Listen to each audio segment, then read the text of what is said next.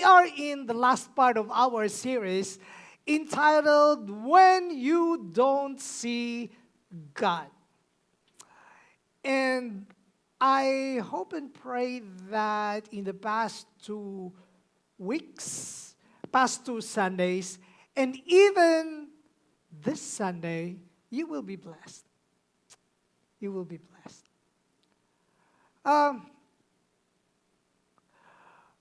Ngayon ay nasa ber months na tayo. And we have started adapting the American culture of Halloween in the Philippines.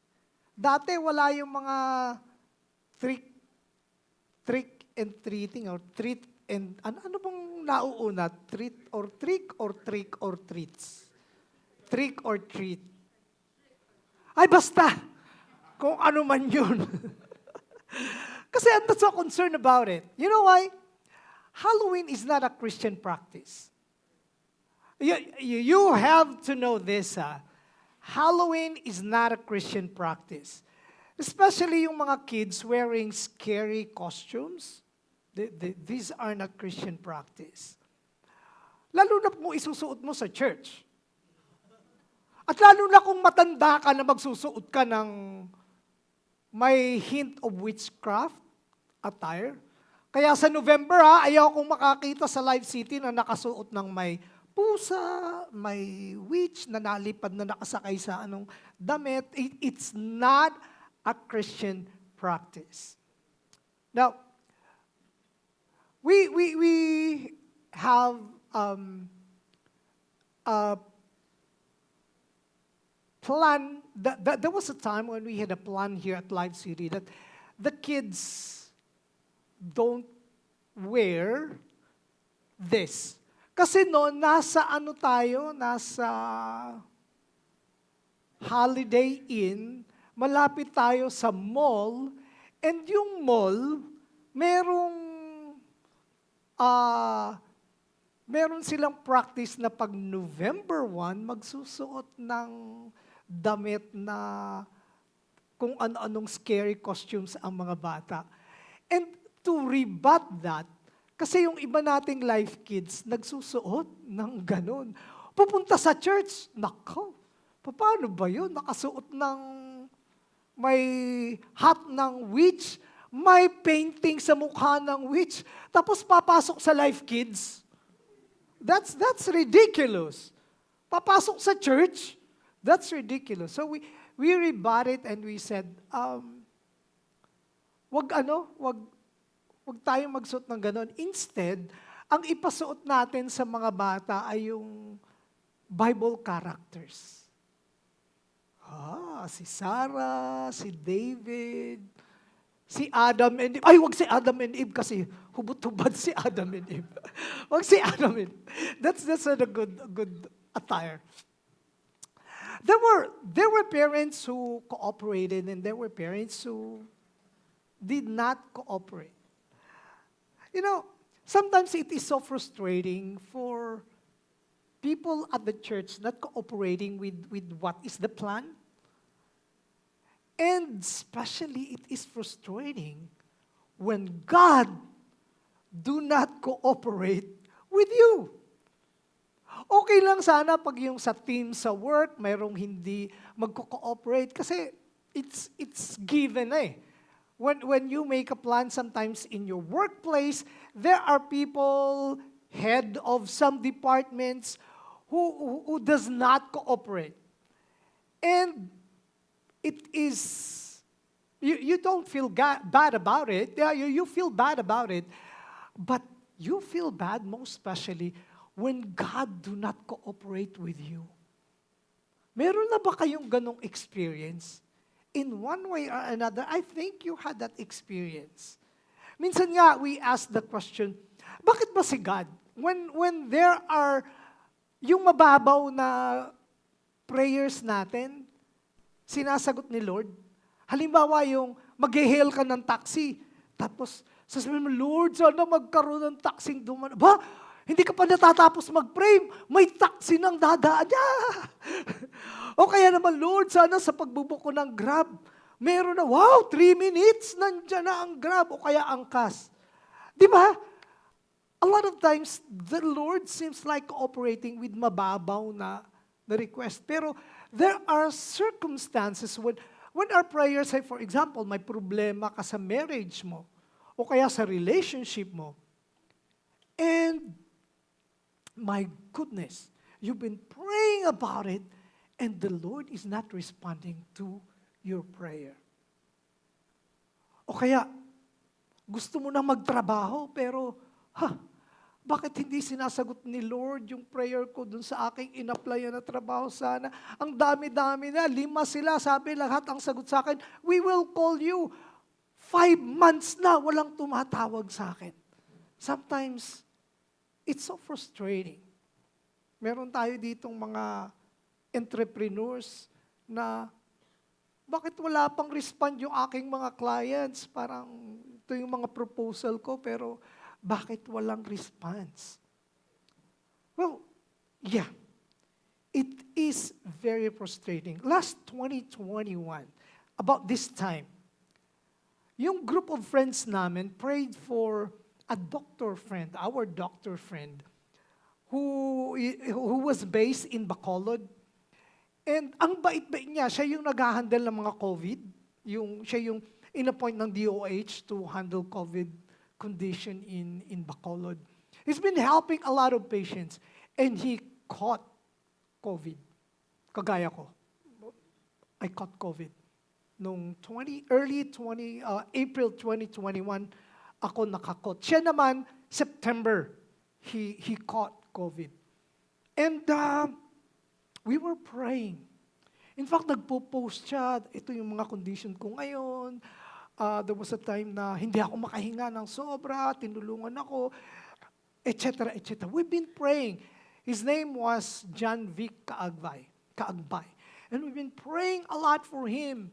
Regular, may schedule kami. But October 23, he passed away. The Lord did not respond to our prayer. Bakit kaya, no? Bakit ganon? Last Sunday, I talked with you about a certain topic which I said, God doesn't meet our expectations so that He can give us miracles. In fact, part yun ng ating bagong-bagong Live City IG. And meron tayong video. Thank you so much to our new social media team. And ang gumawa ng video natin na yun ay pwedeng viral yun kaya lang hindi pa sana maging viral. Ganda ng pagkaagawa ni Wilson. Wilson, thank you very much for that. Follow our IG and also nagtayo na si Alexis ng Live City Church, a YouTube. I've been sharing it with my friends na nangangailangan ng message natin. Thank you so much. Di ba yun yung sabi ko, God will not give you what you expect, but God will not give it to you so that you will receive miracles. But today, what I'm going to tell you is, God will choose will choose not to give you your expectation, and sadly, He will not also give you miracles. Sad, no? In fact, He will choose not to cooperate with you. Kahit akala natin yung plan natin is aligned with His will. That's bad news. Tapos sasabihin nyo, di ba dapat sa church, good news lang yung maririnig? Makaalis na nga. Huy, wag muna kayong aalis. Pakihilak, pakisara. Wag kayo aalis kasi you will hear later on the reason of God. Don't leave. Now, most often than not, we have the wrong idea that God's goal is to give us happiness here on earth. Yun yung nasa isip natin, no? Christians, fellow Christians, a lot of us think na ang gusto ng Diyos, sa akin magkaroon ako ng happiness. Kasi I don't want sufferings. I don't want problems. And all of us do not want opposition sa buhay natin, di ba? Kasi we feel like uncomfortable, we feel uneasy, we feel anxiety, we had anxiety, and we get depressed when we have problems na hindi mawala-wala. We want to delete all of this immediately. Kung pwede lang may button ng delete sa buhay. Gusto natin tanggalan ng problema, ang mga issues, ang mga challenges, lahat maging okay, di ba? Sino sa atin ang aayaw na magkaroon ng smooth life? Lahat tayo, di ba? Gusto natin smooth. What do you do when God seems uncooperative? That's the title of our message today. When God is not cooperative, what do you do? Let's look at an example in the Bible with the life of Apostle Paul. Tingnan natin. Yung binasa ni Kuya Arnold, let's go back to that verse. In New Living Translation, 2 Corinthians chapter 12, verses 7 and 8. Let's read together. Even though I have received such wonderful revelations from God, so to keep me from becoming proud, I was given a thorn in my flesh. A messenger from Satan. Yun daw ang pronounce down doon. Si Satan. Sa Tagalog, si Taning.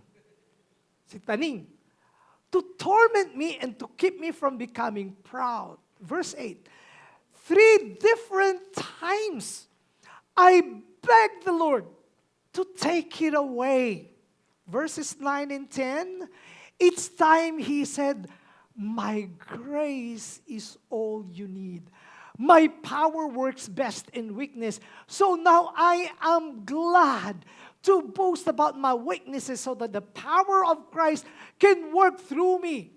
Verse 10, that's why I take pleasure in my weaknesses and in the insults, hardships, persecutions, and troubles that I suffer for Christ. For when I am weak, then I am strong. Sino ba si Saint Paul? Let us go back into his background. Apostle Paul was a Pharisee. You know what's a Pharisee? Or Pharisees? It's a sect in Judaism religion. Judaism is the religion of the Jews and the Israelites during the time of Jesus and even up to now. Now, because Paul was so strict, he despised, he hated, and he doesn't like Christians. And he even killed Christians. But then, he had a miraculous conversion on his way to persecute Christians in Damascus. And with that, you know what happened? From being a Christian hater, he became one of the most powerful, effective Christ's follower in his time. And if you're reading the New Testament just like this, he wrote more than half of the New Testament book. A lot of books in the New Testament, he wrote it.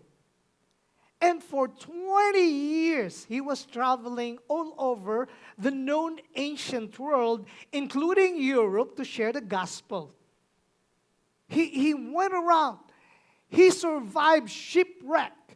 And after surviving a shipwreck, he was bitten by a venomous serpent. Pero hindi siya namatay.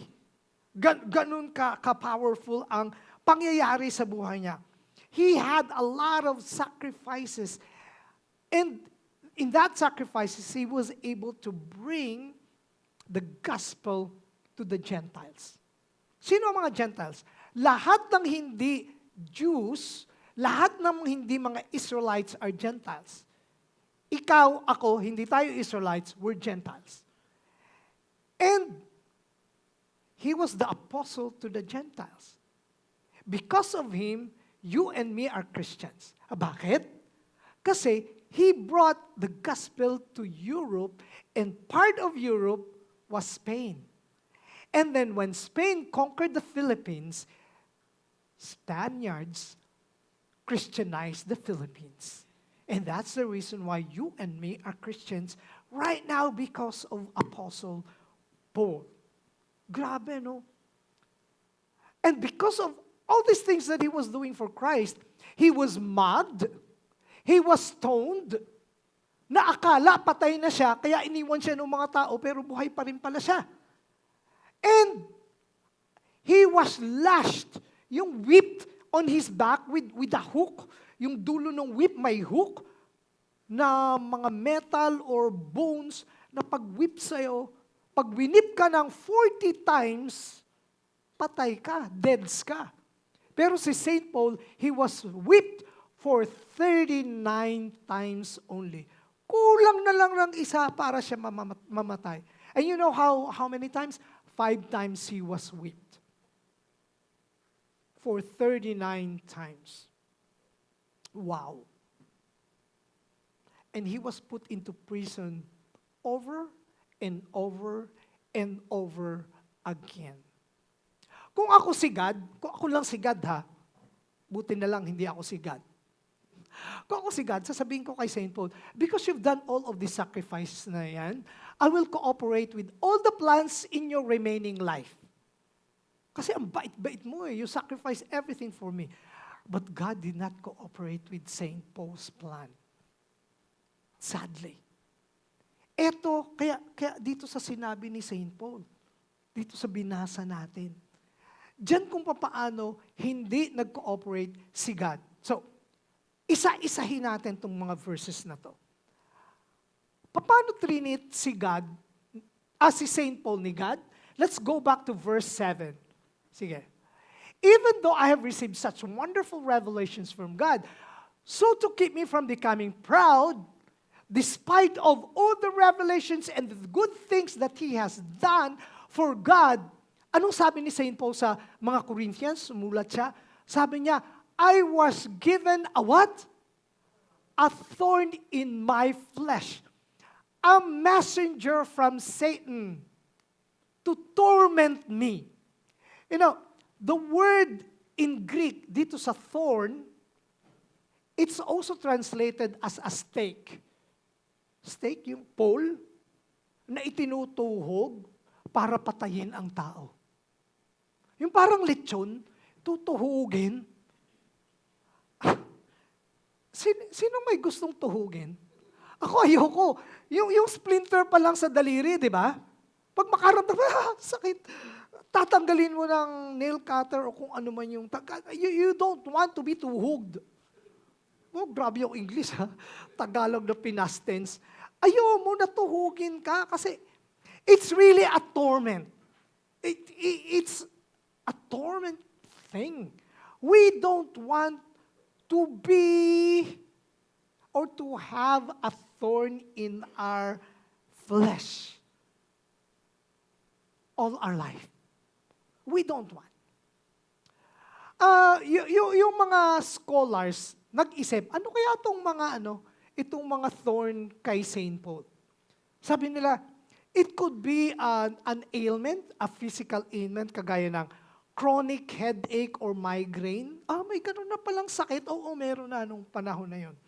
O kaya meron siyang malaria, or he could have an epilepsy, or he could have a speech impediment. You know, what's yung utal, yung parang si probinsyano. Ngayon, Batang Quiapo na siya. Uy, yung mga followers ng nanonood, sorry po, example ko lang yun. Speech impediment, yung utal o yung stuttering, yung di makaimik, ganun. Yung St. Paul could have that. O kaya, he could have a bad eyesight, kagaya ng a lot of us. Buti ngayon, meron na tayong eyeglasses, contact lens. Nung panahon na yun, wala. Kaya, one time sumulat si St. Paul, I'm writing in big letters. Kasi hindi siya makasulat ng maliit. Hindi niya makita. Now, some scholars even think that it could be opposition in his ministry. It could be people na ayaw nung kanyang ministry. Jolog siyang ministry ni Paul na yan. He was like every one of us.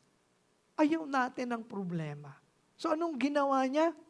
Like you and me, he prayed. He prayed. Tingnan natin sa verse 8. Ano sabi sa verse 8? How many times did he pray? 3 times he prayed. Sabi niya, Lord, I begged you to take it away from me. Kagaya mo, nagpe-pray tayo. Breakfast, lunch, and dinner for problems to be taken out from us. Sa Bible, pag nakita nyo ang word na 3 times, o kaya yung isang bagay ay inulit-ulit ng 3 beses, ang ibig sabihin, it is a superlative action plan or action. He prayed superlatively, extremely to the Lord. He begged for 3 times. Lord, please, please, please, please. Superlative. Na talagang nakikiusap na, Lord, please, take it away from me. Tapos, kagaya nyo rin, nagre-reason out kay God. Di ba, Lord, ayaw mo na mag-suffer ako?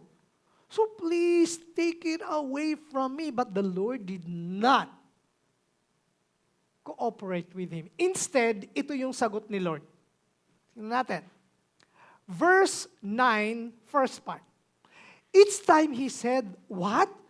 My grace is all you need. My power works best in weakness.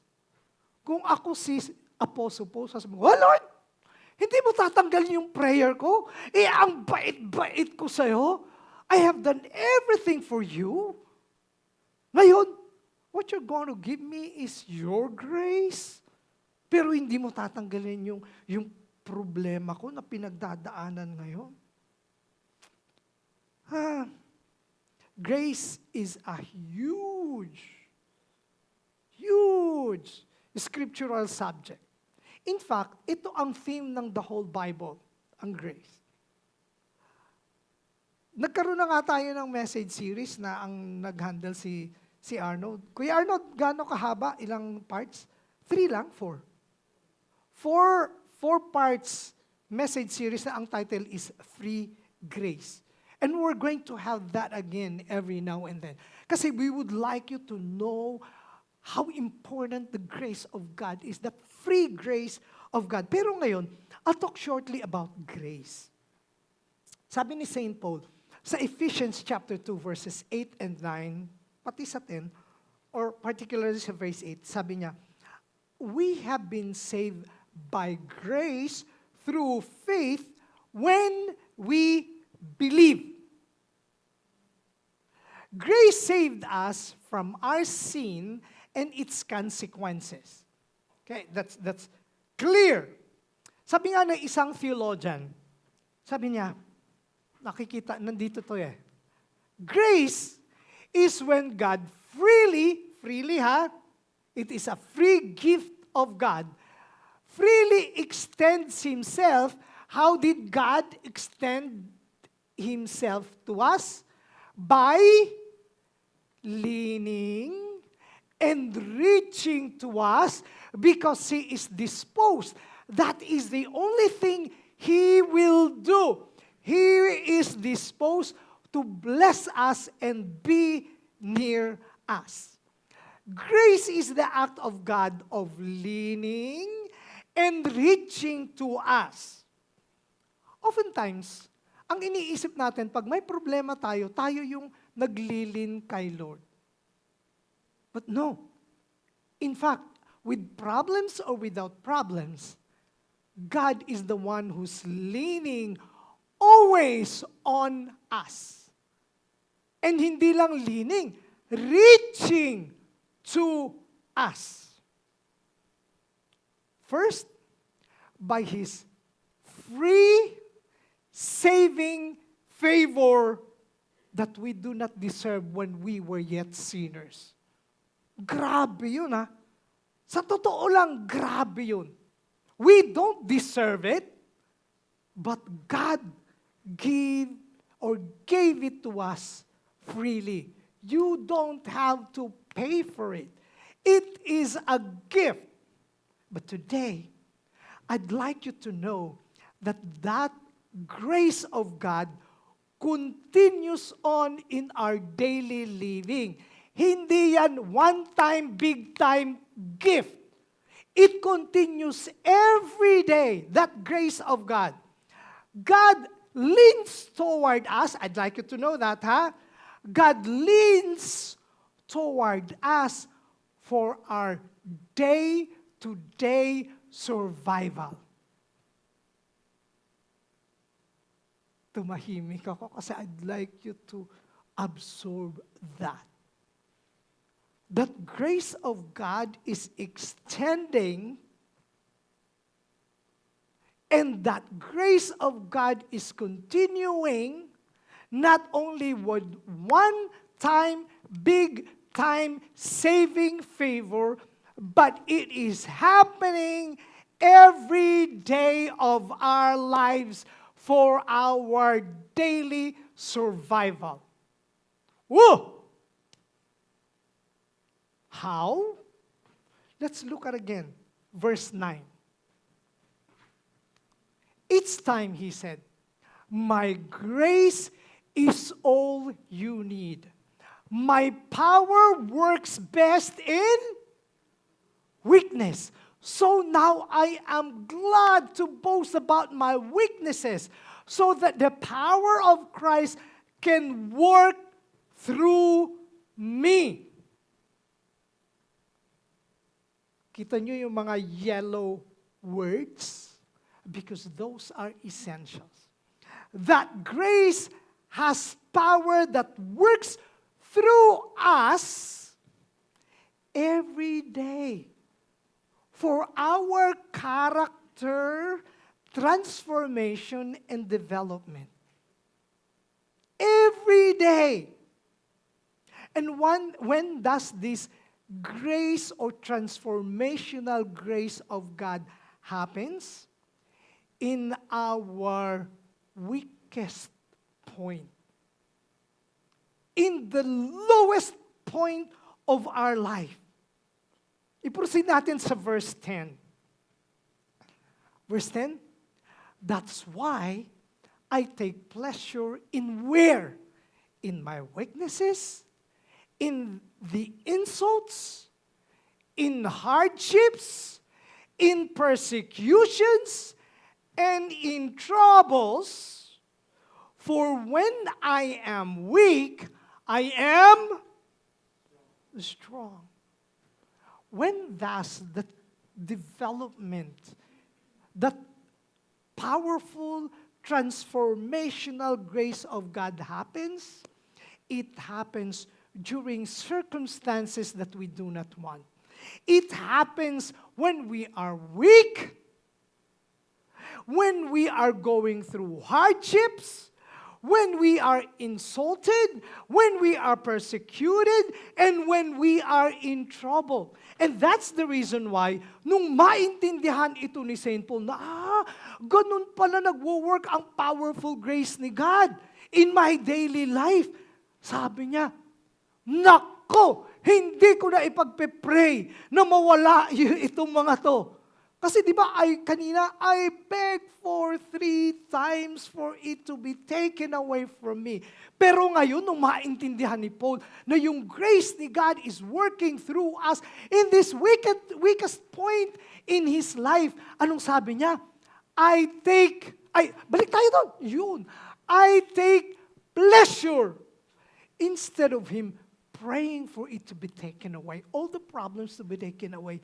Sabi niya, I embrace it, I accept it, and I take pleasure in it. Whoa! Whoa! Ibang klase to. You know why? Paul recognized that God will not eliminate, He will not delete, He will not take out all of these problematic times, because during this time, the glory of God will show up. Christ's transforming power will show up in this weakest point in his life. So every time there is something that you do not want in your life, when God doesn't cooperate with you, and He doesn't take out all of these problematic times that's going on for certain period of time already, when He does not answer your prayers, please remember this. God is more concerned with the development of your Christ-like character than in your happiness that you want. Ulitin ko, ha? Christ is more concerned with the development of your Christ-like character than your happiness. Puntahan natin yung sa case ni Apostle Paul. Ano kaya yung character na dinidevelop ni God sa kanya? When nandun yung thorn in his flesh na bigay ni Satan, na hindi mawala-wala, na he was praying for it for 3 times, begging. Hindi lang praying, begging, but the Lord did not cooperate. Let's look at verse 7 again. Tingnan natin. Even though I have received such wonderful revelations from God, so to keep me from becoming proud, I was given a thorn in my flesh, a messenger from Satan to torment me and keep me from becoming proud. The thorn in the flesh, the tormented Paul. And God chose to not take away from him. Anong nangyari? I-develop ni Lord to keep him from becoming proud. What's the opposite of becoming proud? Being humble. The Christ-like character na dinevelop kay Paul was humility. During those painful moments of his life, na hindi nag-cooperate si God to delete all of these evil things, thorn in the flesh, tormenting him, God developed a Christ-like character of humility. Let me talk with you. Ano kayang Christ-like character ang dinidevelop ni Lord sa'yo? Ano? Bigyan ko kayo ng 200 minutes. Mahaba yun. My call to action to you today. Eto. Discover the Christ-like character God is developing in you. This week, and definitely ngayon, mayroong something na masama na hindi inaalis ni Lord sa buhay nyo. Think of what is the Christ-like character that God is developing in you. While you are going through some problems this week, pag-isipan nyo to. Bigyan ko kayo ng example, ha. Pag yung inip na kayo, na naghihintay kayo at pinagpe-pray nyo na sana may mangyaring development sa inyong career o sa business ninyo, o kaya bigyan kayo ni Lord ng boyfriend at girlfriend, pero nasasamahan pa rin tayo ng malimig ang Pasko. Alam niyo kung anong dinidevelop sa inyong character na gusto ni Lord? The character of patience. Kung hindi mawala-wala na pinagpe-pray mo kay Lord, Lord, tanggalin mo na po itong taong to sa buhay ko. Ayaw ko na sa kanya. Nakakabanas na yung kanyang ugali. You know what the Lord is developing in you? the character of love. At kung parang ang dami-daming kulang sa buhay mo, gaya yung, gusto mo magkaroon man lang ng damit na parang isinusuot at OOTD of the day ng iyong friend. Ikaw wala, pagbukas mo ng cabinet mo, isa o dalawang t-shirt lang o kaya damit lang ang nandun and you were praying, Lord, bakit? O kaya yung mga friend mo, nakikita mo, nagbabakasyon kung saan-saan. Sabi mo, Lord, bakit ako walang ganong vacation? Sila, laging nagbabakasyon. You know what kind of character God is developing in you? The character of contentment. And then, kung ang pakiramdam mo, lagi na lang 11th hour kung sumagot si Lord na, yung nervyos ka na, nabayaran na naman. Bukas wala pa akong pambayad.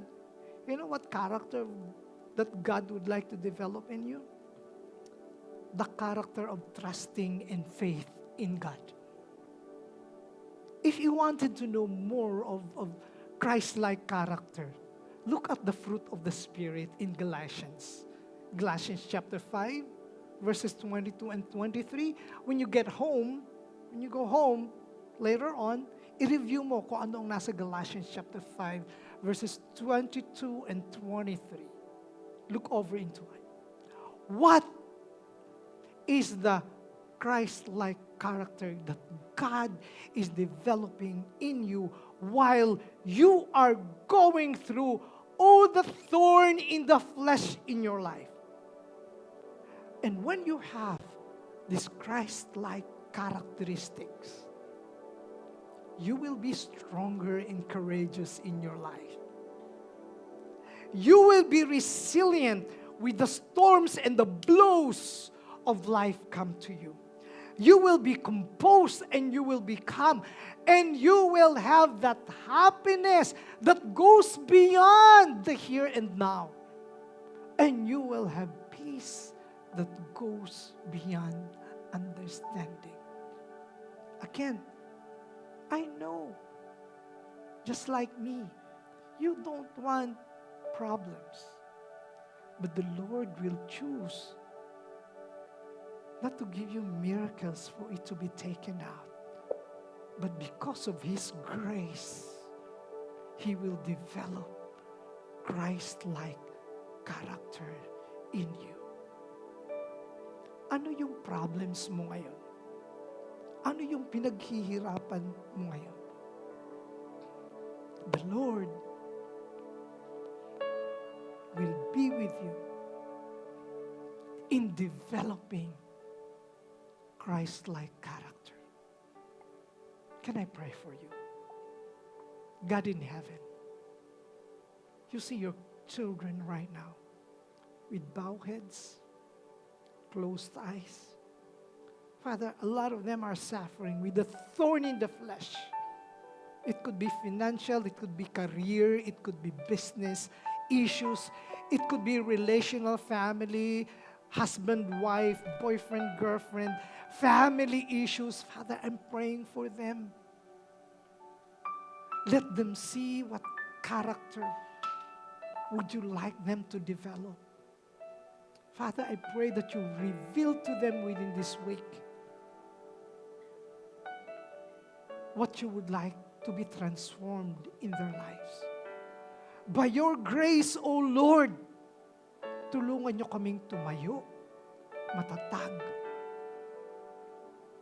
with joy, with peace, telling that, Lord, our life is yours.